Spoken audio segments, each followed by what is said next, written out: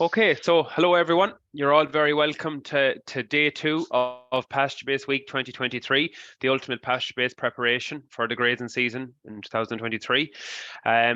Once again, my name is Joseph Dunphy, and I'm joined again by my Grass10 colleague John Douglas. So just to again run down some of you that joined us yesterday. It's good to see you again. And yesterday we covered registering, setting up paddocks and farm mapping on PastureBase, and John will show you there in a minute, just when we go back over to the Teagasc Grass10 page, just to have a quick look at where those recordings will be, and the recordings for all the rest of this week will be in the coming days. So as I said, just we're running this PastureBase week from yesterday until Friday from 1 to 2 p.m. every day. So, and you can see there the different topics that are planned for the rest of the week for Wednesday, Thursday, and Friday. But for today, sorry, that should say day two on the top there. But what we're focusing on today is, we're moving over towards completing that grass walk, okay, and completing the grass walk and having a wedge for your farm on PastureBase Ireland. Okay, so we're going to just run down through a couple of videos first there with John. Then we're going to move over onto the app and just show it off the app, because myself and John are a big believer of being working out in the completing your grass measurements when you're out in the field. It is, once you get in on the app, it's a much easier platform to use than having, say, to write down information on your phone and then come back to the desktop in the evening. So we'll show it on the app, but we'll also show you how to complete a grass walk on the desktop. And then we will also today have a look at some of the key terminology that's on that weekly wedge and what we're looking for, and that'll lead us into some of the rest of the information into the rest of the webinars for the coming week. Okay, John, without further ado. Thanks, Joe. I'm going to share the screen there now. So I'm just going to show you, first of all, I want to show people where to find these webinars if you want to look back on them, okay? So we haven't just got the first one uploaded yet, but this is the Teagasc homepage, and grass is a crop, okay? So for people that maybe don't view it as a crop, it is a crop. So click on the crops, and you'll see on the grassland section we have Grass10. And this is the grassland management page, and then along the left hand side here is our menu, and one of the subheadings there is webinars, and if you click into webinars you will find the webinars from this week in this page. Okay, so if you want to look back throughout the year, you're not sure maybe how did the lads do that, when they were showing us in January, and you're in the middle of March or April, how do you want to do that? It'll be here on this page. Okay. Again, use the Q&A function. Ask plenty of questions today. There might be some other questions there that you have. We may be more suitable to later on in the week. So if we don't answer them, we might leave them to later on. But other than that, please ask your questions. Okay. So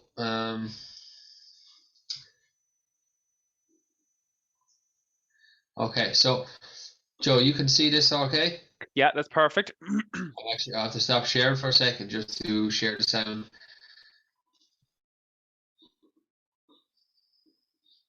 Okay. Grass measuring has been around a long time on farms, but it is still a really underutilized technology, which is quite unusual when you think about the numerous benefits grass measuring can bring to your farm, that for 2 such seconds, as increased grass. Can just maybe someone that's on the webinar today just put a quick comment into the box. Can you hear that video that John is playing? All right, if that's okay. Someone, yes, can hear. Yeah, that John. Okay, sure. If you go to widescreen and go for that. Yeah, it's on full screen there now, Joe. Can you see that? Okay, perfect. Yeah. Utilization, increasing the proportion of grass in your cow's diet, and with these overall driving on-farm profitability. Today, Sean McMahon will be showing us just how easy it is to carry out grass measuring on your dairy farm.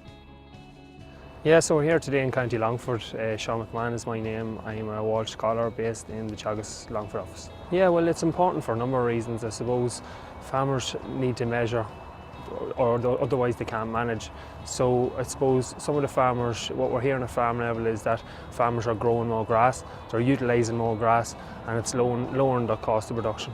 There are a couple of different methods out there that farmers use to measure grass.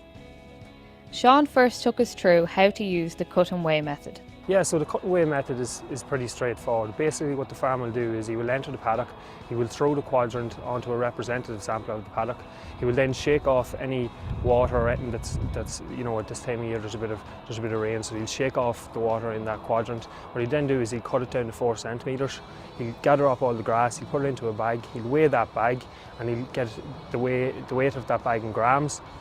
What he'll then do is he will find out his dry matter percentage. So during wet weather conditions like this, dry matter is around 13 or 14, possibly 15% in first rotation grass. So we've placed our quadrant down here, we're going to shake off the grass. And we're going to start cutting down to 4 centimetres.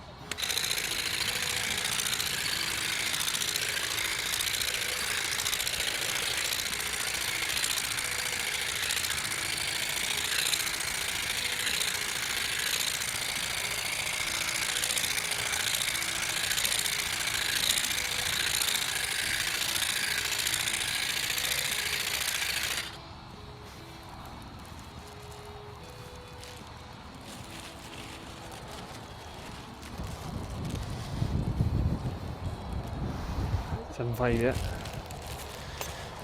So to get our measurement, we go 175 grams, so 0.175 times 14% dry matter, 0.14 times 40,000 quadrants in a hectare is 980 kilograms of dry matter.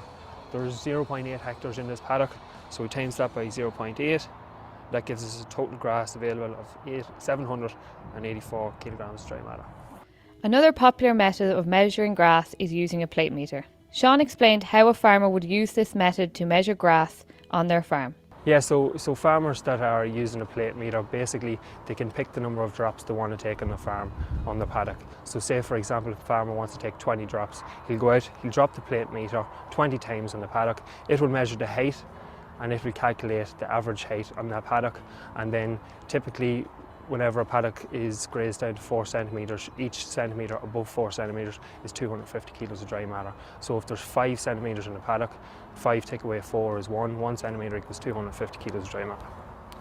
Finally, Sean explained how a farmer would calculate their average farm cover and their cover per cow based on their grass measurements. And what the average farm cover is then, it's all them totals added up divided by the number of hectares on your farm, and that'll give you your average farm cover. Yeah, so basically whenever you're calculating your cover per cow or cover per livestock unit, it's your average farm cover divided by your stocking rate that's grazing. Well, thanks to Sean for showing us just how easy it is to carry out grass measuring on your farm.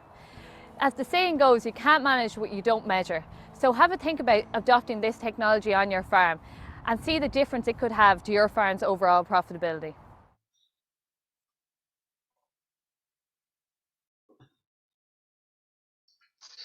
Perfect, Joe. So we're moving on to you on the app now, Joe, is it? Yeah, so look, I think it's just a good point. That's an excellent video that was done with Sean there a couple of years ago, and it just, I suppose, breaks it down simply that if for people who are new to grass measurement, maybe they're using the plate meter or using the cut and weigh. Just very, very simple, and it just kind of leads us into maybe, you know, the covers that they were after cutting away in the field. It shows there then how then you can go and use the app then to input those covers. Yeah, so it's important to go through like what kilos of dry matter per hectare means, because that's what you're going to be showing on the app now, Joe. So it's very, like, sometimes we assume things that people know what they mean, but you know, a lot of times it's, you know, they might hear the figures but they don't really know what it means. So it's important to go through that. Okay. So can everyone just maybe again just once more, can just everyone on or some person from that's a participant today just double check that you can see my screen. We just put a comment into the Q&A box. Is that all right, John? Is there a few people in? Yeah, everyone can see it. Yeah. Great, perfect. Okay, doke. So look at, firstly, just to show you exactly where to get it. So if you search for PastureBase in the App Store, it won't come up. So what you're looking for is PBI grass. Okay, so that's the app there on top. It's the PBI grass. Okay, so when I come back out, just come back out to the PastureBase app. So what you're going to have to do, obviously, is just put in the login details that you have there. That you the same thing for your desktop. So first of all, the most important thing. This app is an offline app. So that what that means is that for people who maybe are in poorer coverage.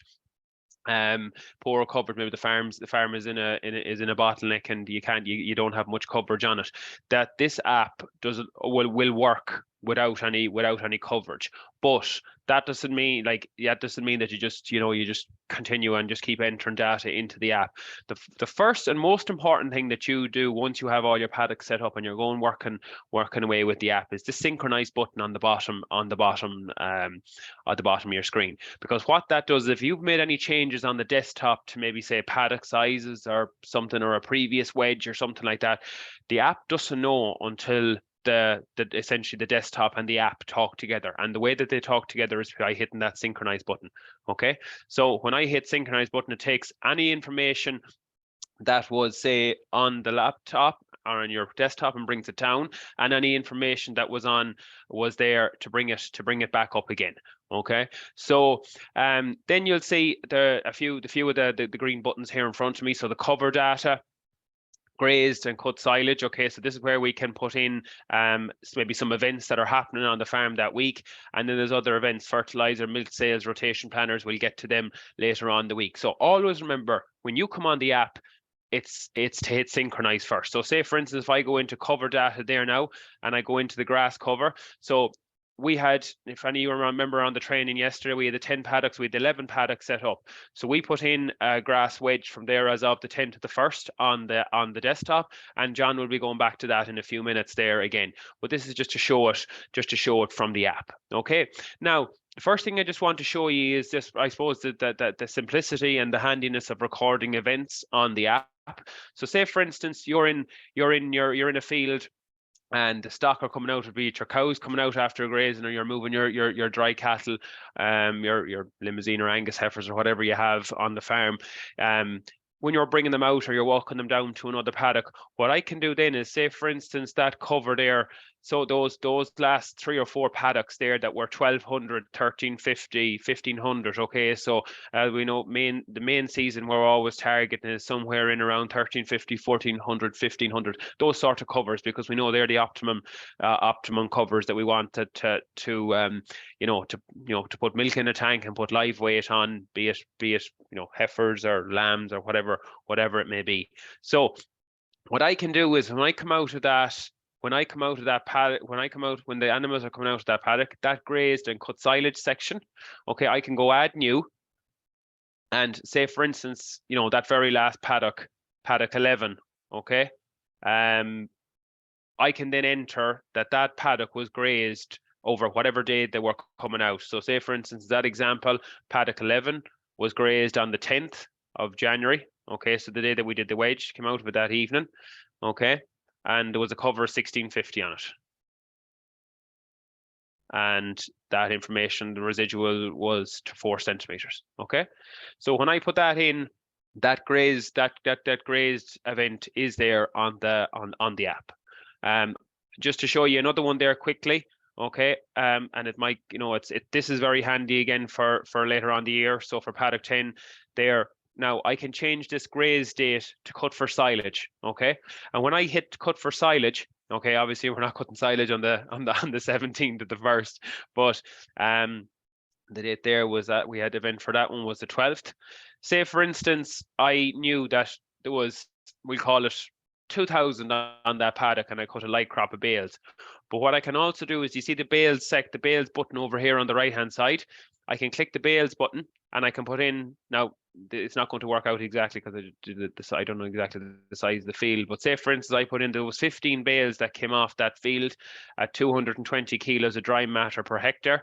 You see the silage yield has already popped into that bottom section. So I can then maybe change to, if maybe I wasn't happy, maybe I thought there was a little bit more in it, or whatever maybe, I can put 1320. The 1320 has already come in across there, and I can hit save there. Okay, so there's 2 events already in there for you during the week, so you can be putting these events in throughout the week as they're happening.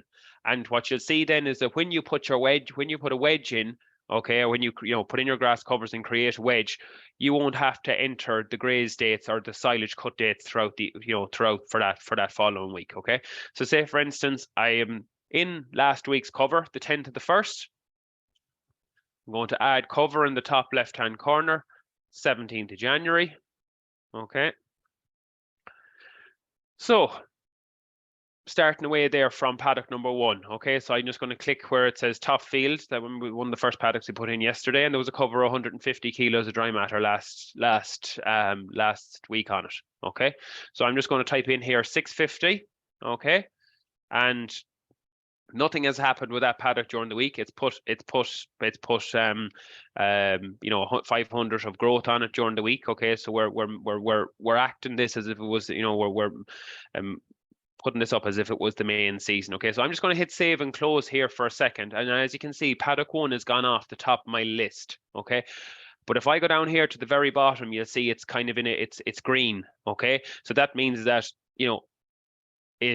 I've successfully recorded a cover on that. You can see the 71. So that's the grass growth rate on that paddock over in the right corner of that. So it's green. We're happy. I can go back then paddock 2. Okay, and we're not going to spend too much time on this. I'm going to run through it fairly lively. But so 800 on this field. Okay, so 950 then on paddock 3.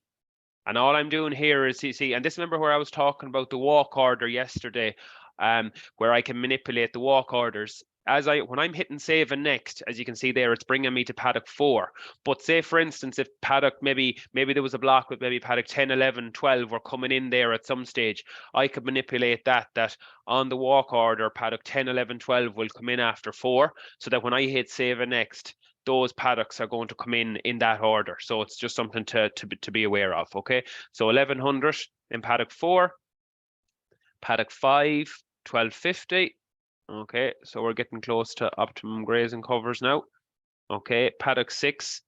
Now paddock 6 had 900 on it the last day. There's 1400 on it today, and look, John will cover this in a while, but if they were in this example, the cows are in this paddock. Okay, and what I would say is that, say for instance, it's a 3 grazing paddock, it's a 3-day paddock or something like that. It's a fairly large paddock.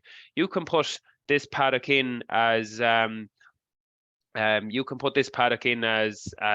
being grazed, in as being grazed. Okay, and I can then say reduce. I can reduce that paddock to maybe if there's 14 or 1500 on it today, I can reduce that paddock back to 900 or 1000, say, if there's a grazing gone out of it.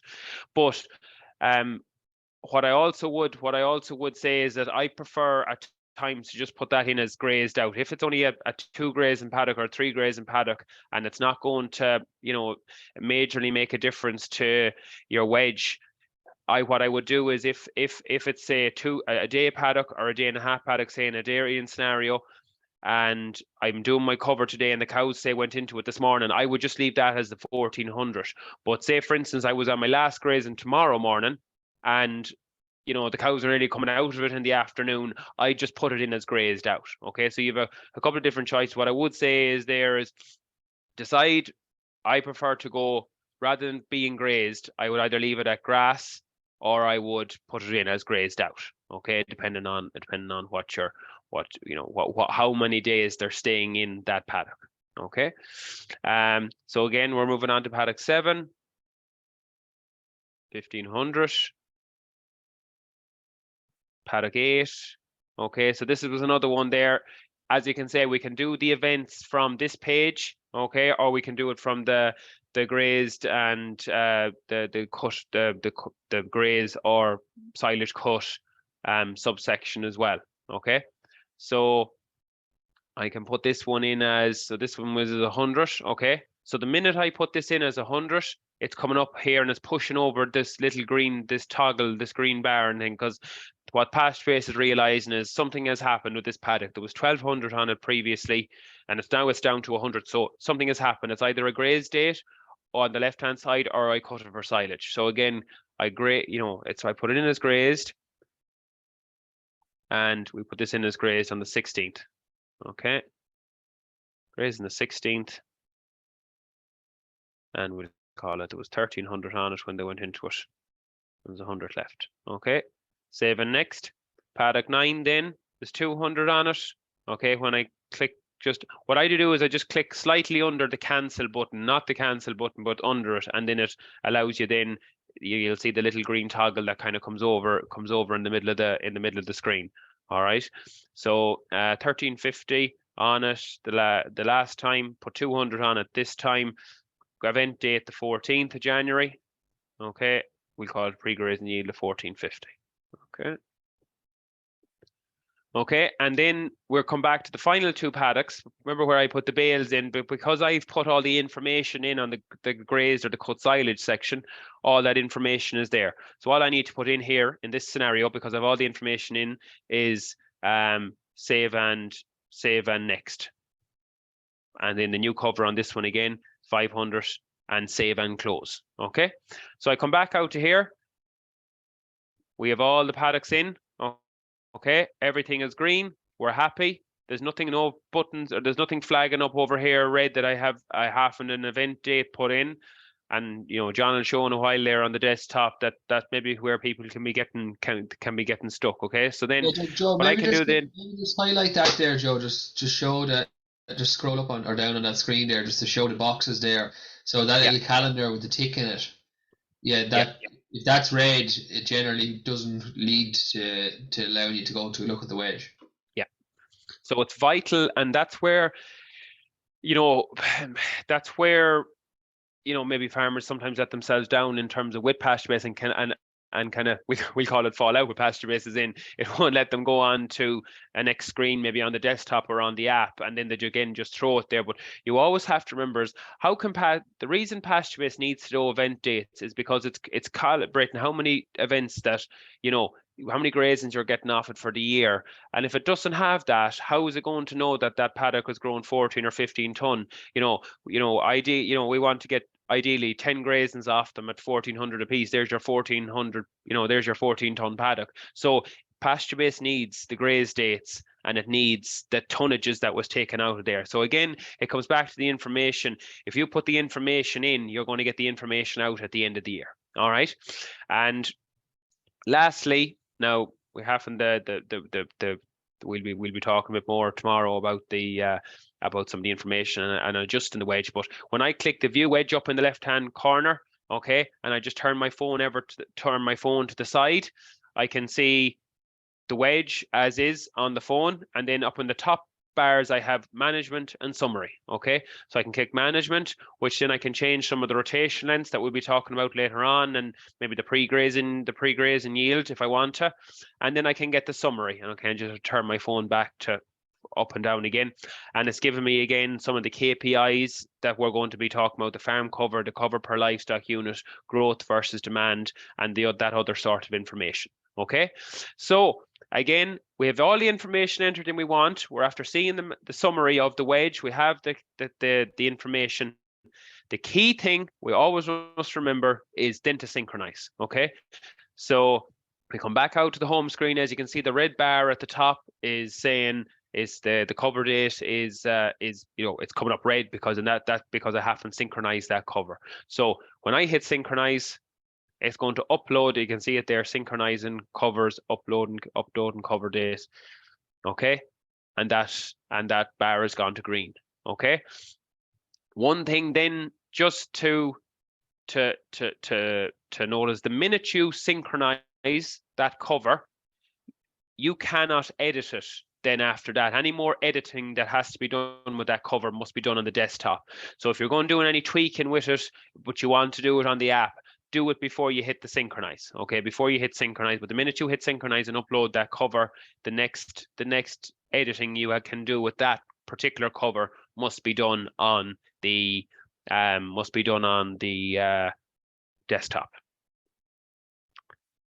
Okay, so John, that's a whistle stop tour of entering it on the app. We will move over to the desktop. You're on mute, I think. Sorry, yeah. So you should be able to see that there now. So you can see the cover that Joe did has come in there today, and the farm summary basically is up across the top here. So all I'm just going to do is delete this now, just for the purpose of this demonstration, and just sort of show you how to add it on the desktop. And Joe, you might just comment there while I'm getting set up here, about like using the desktop versus using the app. There's a lot of questions about that, like should we be using the app, should we be using the desktop? What do you find farmers like most? Or Well, probably a couple of years ago, John, like maybe when the app was still being developed, a lot of people were more comfortable on the desktop and maybe writing down the few covers on their on a piece of paper or in the notes on their phone. But to be honest, as the app has become, I suppose, more comprehensive, very, very fast, very, very reliable. It's to be honest, we've probably somewhere in around north of 60% of the covers now coming in on the app. So from a simplicity point of view, for the ease of operation, and just having that information done there and then in the field, so that when you finish your cover, you have the information, you can synchronize it and upload it. And say, for instance, in the evening, you want to say, right, gee, well, am I going to take out that paddock or something like that? Am I going to bale that paddock, or what decisions I want to make? You can sit down and maybe do some of that later on in the day. But just having that wedge done on your phone, while you're in the field, I think it's super information to have, and have it there and then. So I would encourage people who are new to PastureBase, join us for the first time this week and getting set up now, over the coming few weeks on their farm, to prioritize getting yourself used to the app. Okay, super. So this is just along the left-hand menu here. You can see here grass. This is just what I've clicked into, and it's grass. If you want to go straight into add a new cover, you can add a new cover. There's also the list here, which goes back through previous walks done on the farm. And this one here has gone in red. It's probably a typical example maybe of a walk that was finished and what was incomplete. Maybe there was a cover missing on one of the paddocks, or perhaps a couple of the dates were missing from grazing dates. And so like there is a few farmers, as Joe has mentioned, unfortunately just can't, or not that they can't, but they haven't got their head around, adding in these graze dates and why they're important. Because, you see a lot of, it's nearly like what do you call it? It literally looks like a barber shop, I suppose, with the red, white all the way down along it, that they're just missing some information there. And it's not allowing them to get to the wedge, okay? So that could be frustrating. So we want you to avoid that, okay? And that's why we're going through this in such detail today, to show you how. So if I want to add a new walk, I'm just going to go to add new grass cover here in this button, okay? And I'm going to put in the date, put in today's date. And it's very, very, like, it's much the same as what Joe went through, except it looks a little bit different on the screen. That's about the only difference, okay? So I'm going to go down through just adding in some of these covers. So again, we're taking it as if it's a week in the summertime. So as I populate this here, the growth rate is coming up, and the event information. So there's no event happened, so it doesn't require any information on that, okay? So I'm just going to go down through some of these covers here.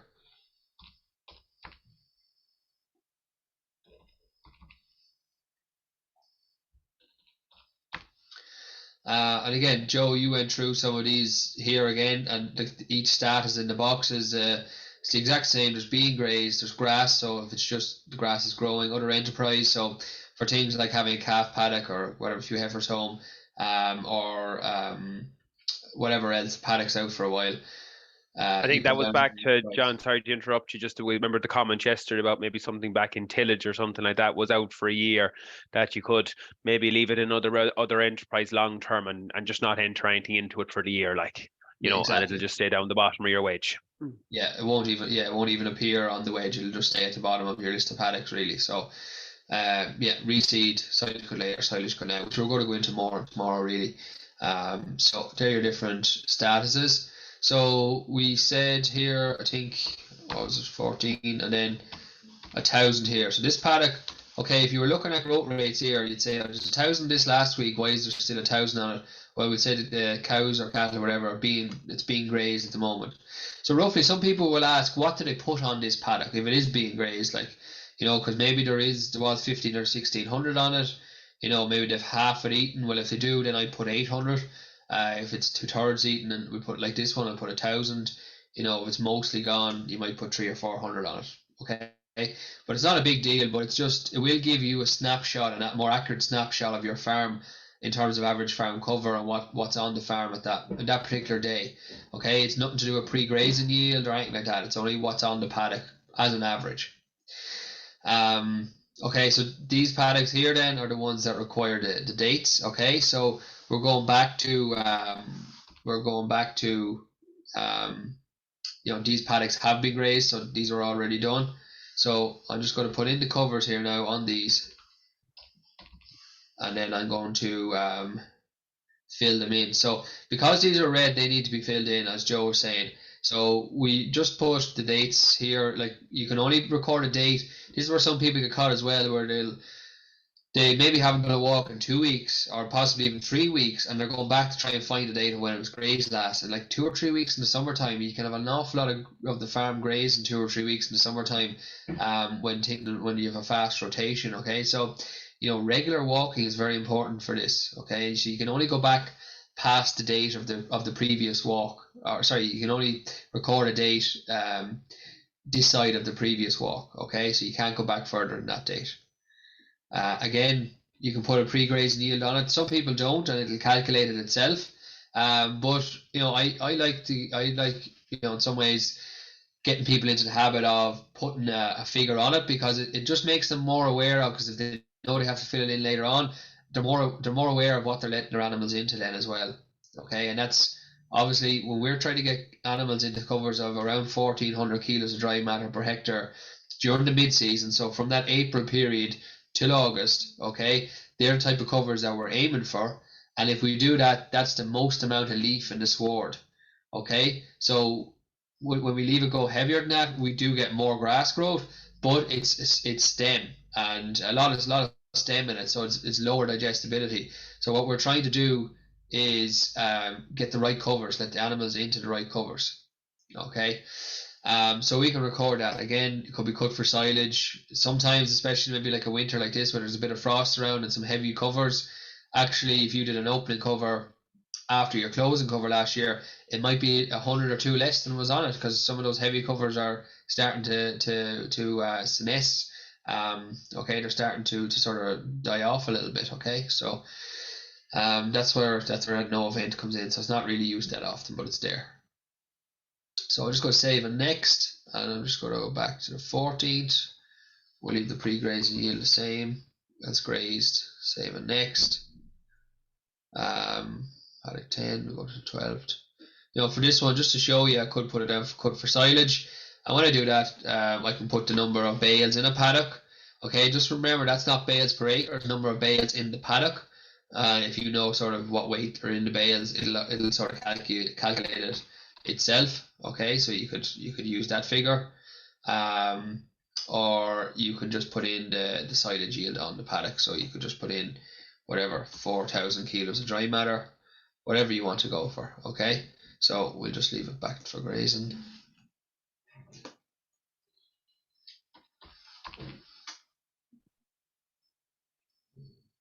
Okay, so it's 1,500. That's just saying there that the previous cover was 1,500, so the pre-grazing yield couldn't have been 1,400. So we'll just put down 1,600 and save. So why is that still red? Save.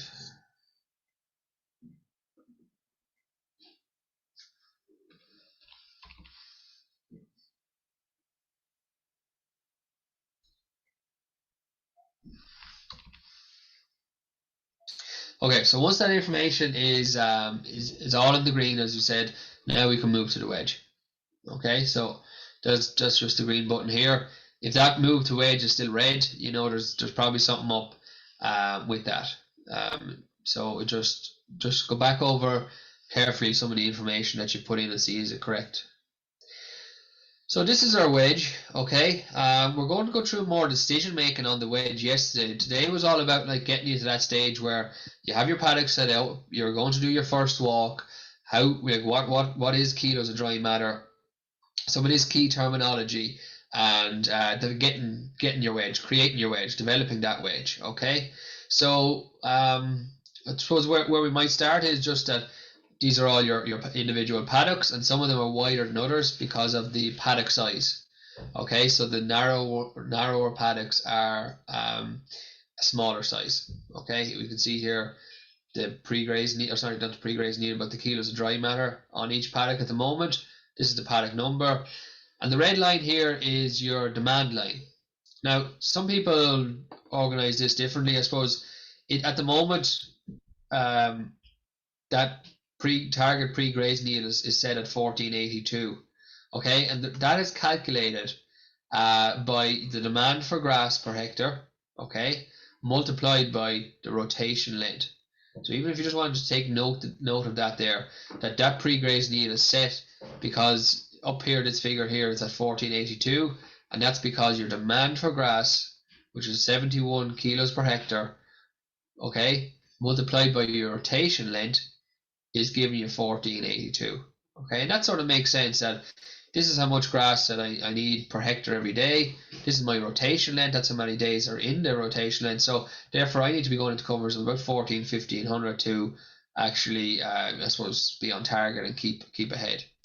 Now, certain times on farms, that demand is low. So if, for instance, here I just put this back to 33 cows, okay, and I save and update this information here. So this is where you can save and update, and these figures here will all update.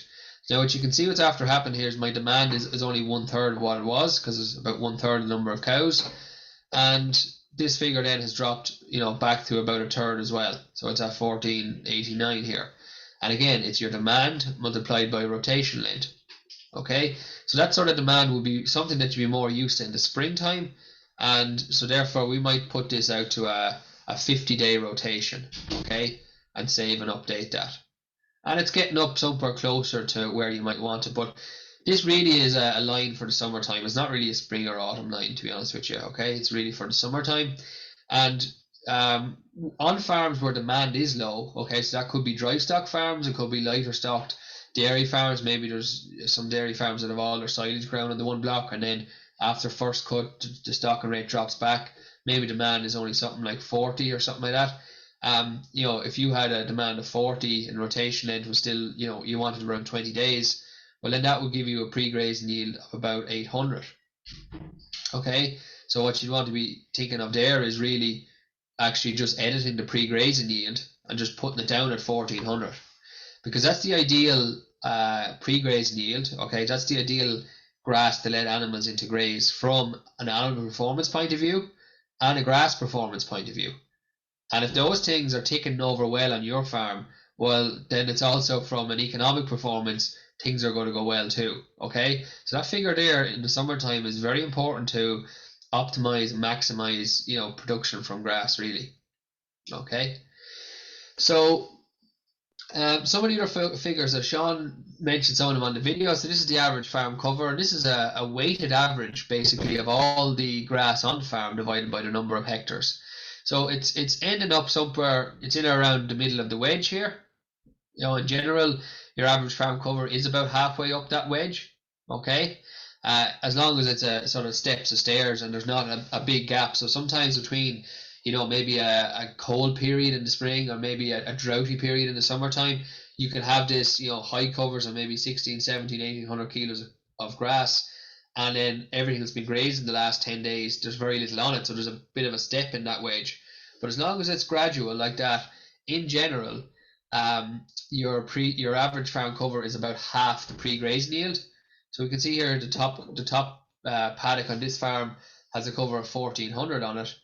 Half that is around 700, which more or less fits in with what we're talking the average farm cover to be. Okay, so very simply, by a farmer telling me or by me seeing the average farm cover on the farm at a certain time of year, I know if there's low grass supply, high grass supply, or if it's just on target. Cover per cow then is or cover per livestock unit or cover per cow. It's basically a dairy figure for days ahead. Okay, that's what it is. So we know that we'd say cows, their intake is around 17 kilos during the year. Okay, I might move that back up. It's around 17 kilos during the year. So therefore, what would you say, the days ahead figure, then, if that cover per cow, we say, like this figure here is 227 kilos per cow, and the cows are eating 17 kilos, well, you can very quickly divide one into the other, and it comes up with around 13. Okay, so it's about 13 days ahead of cows. And we're going to go through some of the targets tomorrow more so, but this is just to give you an idea of what it is. So that figure is sort of calculated because this is per livestock unit. If we look at the livestock units per hectare over here, it's 3.3. So if I get my average farm cover, which is the average on a per hectare basis, and this is how many cows or livestock units there are per hectare, if I divide one into the other, it'll come up at 227. So farm cover divided by your stocking rate will give you cover per cow or cover per livestock unit. Okay, and I'm just going to jump down to days ahead here, because on the dry stock side of things, that days ahead is the similar figure. Okay, but obviously the intakes on dry stock farms vary per livestock unit. Okay, so it's probably not up at 17, it could be somewhere like closer to 14 kilos, so therefore there is more days ahead. But then dry stock farms maybe tend to spread less fertilizer and stuff, so maybe having an extra couple of days ahead is no harm, because it could still balance the rotation out pretty good. Okay, but that's more for a different time of year. So we're just trying to hold grass supply on the farm basically. Okay, and days ahead is where you establish that grass supply, and then it also, I suppose, looking at pre-grazing yield and average farm cover and your growth versus demand, you're able to also not just balance the supply, but balance that with quality grass. And when you match the two of them, that's when you're really sucking diesel. That's when things are really running smooth for you, that you have a good supply of grass coming, and the cows or the animals, sheep or cattle, are grazing good quality, and everything's going really well. And that's our hope for you this year, is that you can hit that, I suppose, that sweet spot where the supply of grass is good and the quality is excellent. Okay, your growth figure then, very simply, it's the average growth on the farm, and it's taken from these paddocks. So basically, these paddocks grew 500 in a week. So you can see last week they were at 150, whereas it's down here, I think. Results from the week ago. So we can see here they were at 900. The cover today is 14, so there's 500 of a difference over 7 days. 7 sevens is 490, so it's in around 70 of a growth per day. And I suppose you're looking at growth rates for your own farm, and maybe you can look at growth rates. You can find them on the PastureBase website. You can find them on the Grass10 newsletter, and you can also find growth rates now on Medhare and on the Farming Weather on a Sunday. Okay, it'll give you a guideline for growth if you don't have a growth rate for your own farm.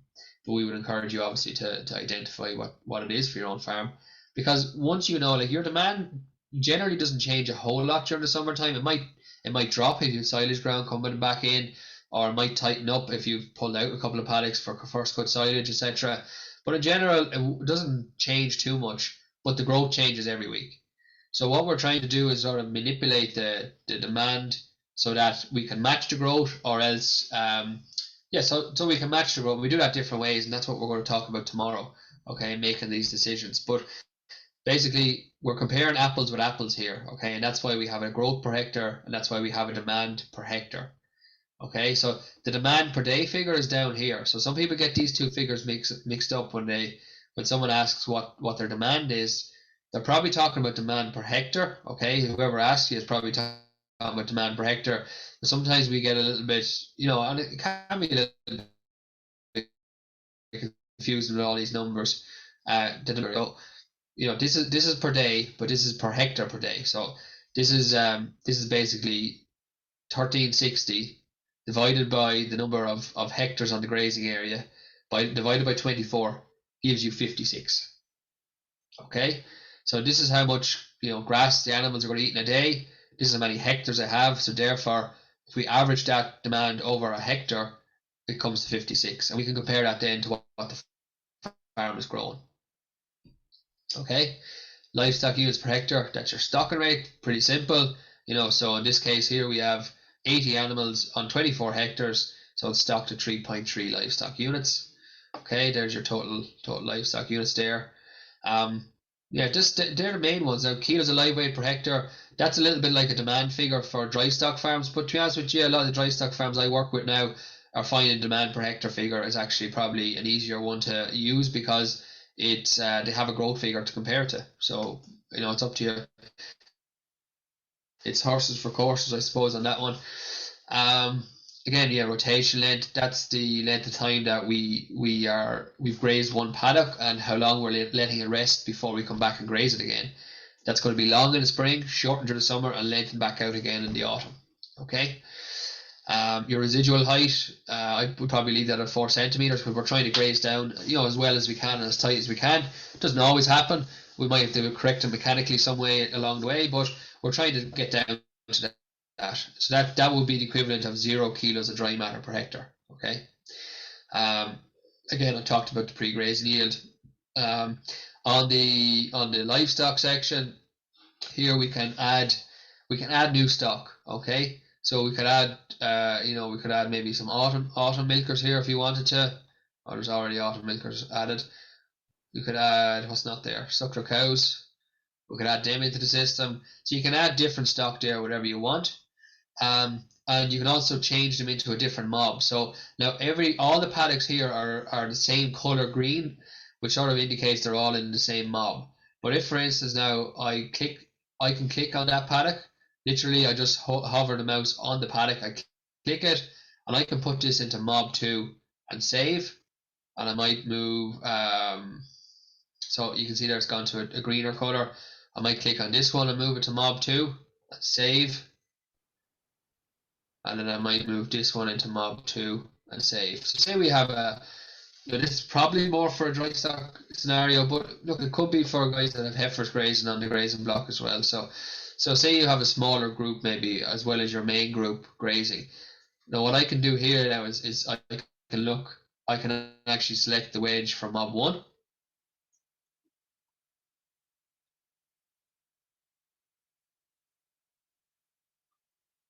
So we can see here that's with those 3 other paddocks taken out. This is just mob 1. Now the same number of animals, we still have animals here. They're all in mob 1. Okay. So the demand here would have increased because it's the same amount of animals but on a smaller area. Okay. Again, maybe John, put 20 autumn calvers in there into mob 2 just for the yeah. So for the example. I need to add some new stock here. Sorry, I'm in mob 2 now, so I want to add some stock. We'll say put in 20. Go 20 autumn calvers for the minute, and we can. Yeah. So say I put 20 autumn calvers in, and say they're eating 12 kilos of grass or whatever. I can save and update that. And now you can see my demand has gone up to 32, and my farm cover, for this farmlet, if you want a smaller type farm, like a sub farm within the farm, this is the figures for it. Okay. So you might say here, like, oh, I have too much grass in here for these autumn calvers or for these dry cows or whatever it is. You have too much grass, so you might decide, actually, I need this one here, but this one, I'm actually going to put it back into mob 1, and I'll save it here. So now it's gone back into mob 1. So Joe, sorry, was there something else there you wanted me to show? Was that okay? No, well, I would just maybe show that, and then maybe just put in 30 beef heifers there as well. At whatever weight there, maybe 1 to 2 year olds or something like that. So if we get rid of the spring milkers there for a second, and we put in, what did you say, maybe 400 kilo 1 to 2 year olds. So when you put in that weight there, that should usually sort of calculates the weight there itself, but it uses 2% of the body weight. So the body weight is 400 kilos, well then 1% is 4, so 2%, those animals would be eating 8 kilos. We might increase that up there to 60. And save and update this.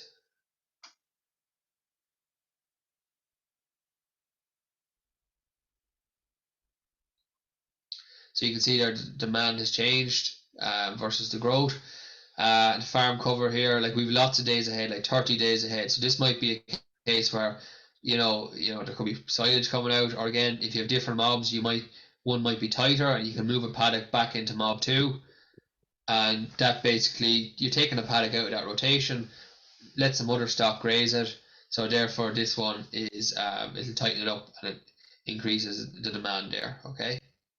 So if you wanted, there's no sheep on that actually. I'm a sheep farmer as well myself, so I better add a few sheep into this just to show. And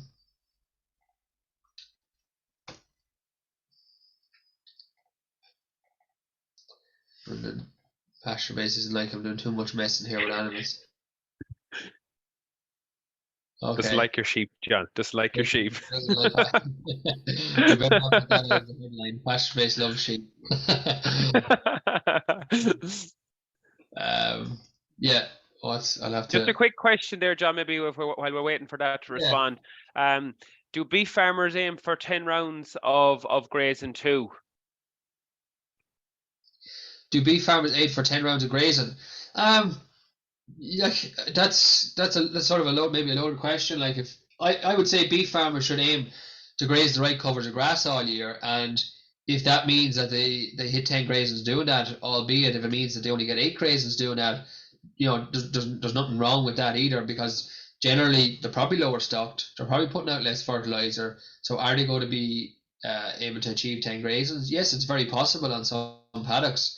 At certain times of year there might be a quick rotation, but I would be definitely more focused on getting that pre-grazing yield right throughout the year. That's where my focus would be, and improving on that. Like, the average beef farm does about 5 grazings, I think, across the year. Okay, so if you and that might be allowed a lot down to some of the. Sorry, John, a lot of that might be down to heavier covers, like being grazed, so. Heavier covers being grazed, poor infrastructure, no rotation really going. So, to get up to 8, 9 grazings on a dry stock farm, I would class that as a pretty good going. If you got to 10, it'd probably be exceptional. Now, look, you can do it. If you have a high stock rate on a beef farm, there's no problem like doing that, but it's just hard to get the rotations in, I would say, if the stocking rate isn't there. Okay. Because it does cost money to grow. And John, I suppose, just to go, through that example and why it will benefit. Like, we've often seen, and research has seen, that if we can get animals into the right covers, that could mean the difference of about 0.2 or 0.3 of a livestock unit gain per day. So over 100 days, say, of a summer, 120, 130 days, like, that could be the difference of 30 kilos, 40 kilos of live weight gain. So when you're turning your animal into a mart, or you're finishing an animal off, later on in the year, that can make a big difference into what's in your pocket, So it's well worth going after. Yeah. So that's really it. I just added. John, just one other question there. Just one other question there, John, on this. I think we probably answered the question. Was to calculate demand and correct dry matter intake per cow. Maybe I think the example there is, say freshly calved autumn milkers that maybe, they're not, their intakes aren't that high, and maybe spring milkers there in August that are, maybe still on full intakes. That you probably showed where you did that earlier, maybe where you can put in the autumn calvers maybe at a lower intake, maybe they're getting maybe more meal and more silage, and maybe there's some spring milkers there that are still getting, maybe a predominantly grass-based diet, like with higher intakes. You can split them up there, spring milkers and autumn milkers, and they can still be in the same mob, or maybe they're not, I don't know, there might be, it could be a feed to yield thing, or it could be whatever way they're set up. But you can change your intakes there separate, like you can separate them out.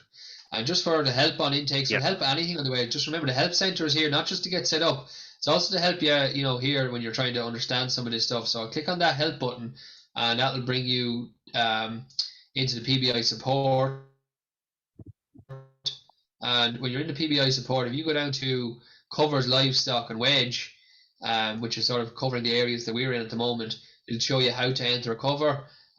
Working on the wedge, projecting the wedge, which is what we're going to actually show you tomorrow.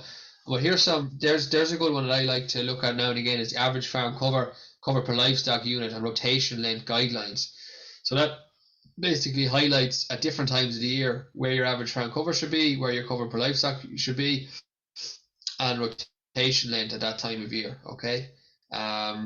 So the other section there is how is demand calculated, and target by month for beef and sheep farms are there.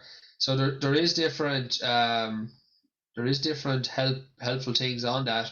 I'm just trying to see, is there, there's actually intakes of ewes and lambs as well. I'm trying to see, is there an intake there for dairy cows? I'm not sure exactly if there is, but we're generally talking about, for intakes in the springtime, dairy cows starting off at about 12 kilos, or sorry, freshly calved cows. So this could be autumn calvers at a different time of year, but starting around 12 kilos and adding on a kilo every week, okay, until it gets up to 18, 19 kilos. That's roughly what we're doing with intakes there. So I think I've covered everything that we want to do today. We're not making any decisions on the wedge today. We're going to do that tomorrow, okay? So we'll leave that. Is there anything else then, Joe? I think is there any we've other questions, offered. or do you want to move on to the grazing? No, just to cover the grazing courses there, John. There was one or two questions in on the grazing courses for more information. So look, just to finish off on that. Yeah, so if you go on to again onto the Teagasc website, go to crops, you'll see the Grass10 section, and along here is the grazing courses.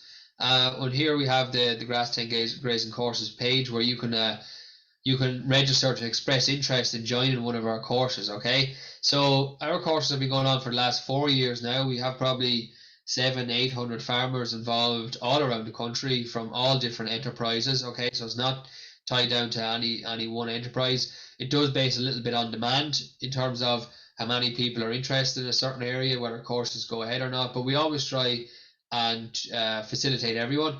It might involve a little bit more travel for some people than others, but hey, at the end of the day, like, if you want to go somewhere, if you want to get somewhere, you have to put a little bit of effort in. You have to be willing to sacrifice something to go and do that. All right, so we run these courses along with the local advisory, the local Teagasc advisors. So we have a great support network there. We meet on farm. So that's the best thing of this, is that we're meeting on farm, and it's very, very practical. So we're not, an odd day we might do a little bit on PastureBase, and we might do it through a Zoom meeting like this with a group if we have to, maybe focus on something in particular. But in general, we meet on farm. We even have projectors now that we can bring out to the farm and do some PastureBase out in the farm as well. So you're getting both the practical grazing management side of things, in terms of what decisions should be made, and also using PastureBase. So, this course will benefit you if you're interested in really, really, getting ahead in your grassland management this year.